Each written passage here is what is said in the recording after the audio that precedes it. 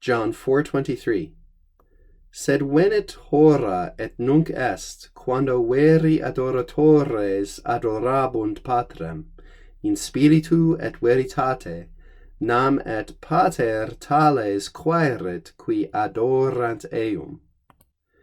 But the hour is coming, and is now here, when true worshippers will worship the Father in spirit and in truth, for the Father is seeking such worshippers to worship him. This is a continuation of Jesus' discourse with the Samaritan woman at the well, now drawing to a close. And the first thing to notice here is venit, present tense, the hour is coming, but is not quite here. And this sets up the next little bit here, which is informing us that actually now it has arrived. But the use of venit in the present tense in this first example is for vividness. It's coming, and now it's arrived. It gives an impression of immediacy. So venit here is best translated with what we call in English a progressive present. Is coming versus just comes. Both are present, but emphasize sort of a different aspect. Is coming. It's approaching this hour. Hora. Don't forget that you are speaking and reading Latin and not Spanish here, so you have to pronounce that H. Hora venit et nunc est. It's now here. It's now arrived.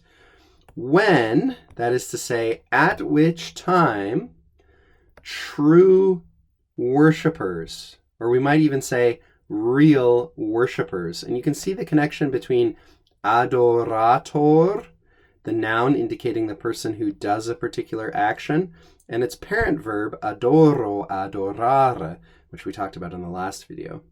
Here we get a nice third person plural, future active indicative with bunt, and that B is tipping us off to the future tense here for a first conjugation verb, adorabunt. They will worship, those true worshippers. Whom will they worship?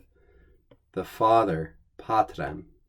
They will worship the Father. Remember, this is a third declension noun, Patrem.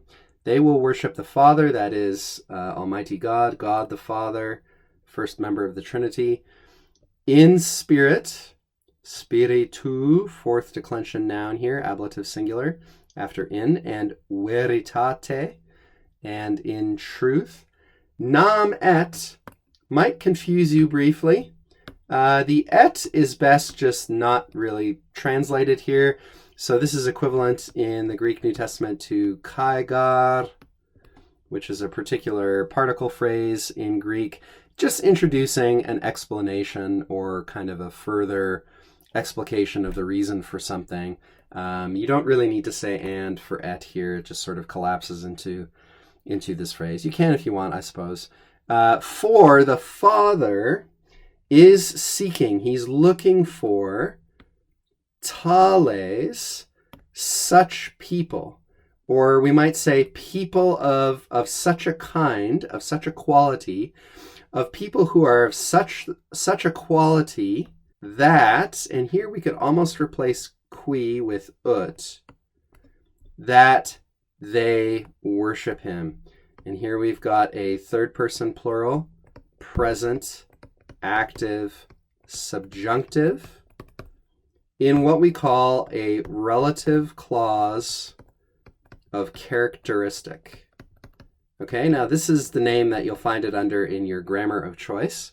But just briefly to review what these relative clauses do, they're introduced by a relative pronoun. That's the relative part. When we're describing people who are the type of people, or things which are the type of things which characteristically do a particular action. So we're not thinking of an actual specific individual thing or person. We're thinking of like a class of people or a class of objects which are characterized by this particular feature, namely, in this case, that they will worship God.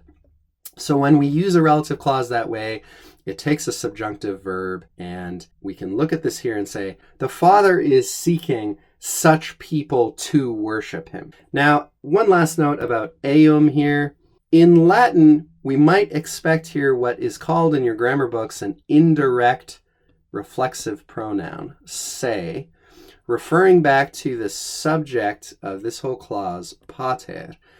The Father is seeking such people to worship him, where se, performing its reflexive function, refers back to the subject. They're looking for such people to worship him, the subject of the sentence.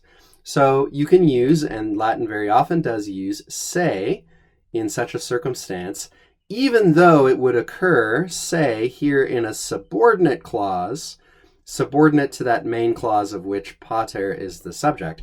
That's okay. That's the indirect part, in the sense that that pronoun is occurring within a subordinate clause and not the main clause itself. But that's fine. That would still make sense.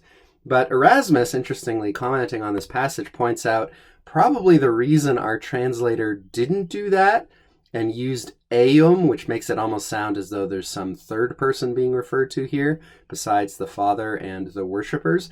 The reason probably the translator used eum is he wanted to avoid the impression that se here might refer not to the Father, but to the worshippers, as though the text said the Father is seeking such people to worship themselves, where se would refer back not to pater, but to qui.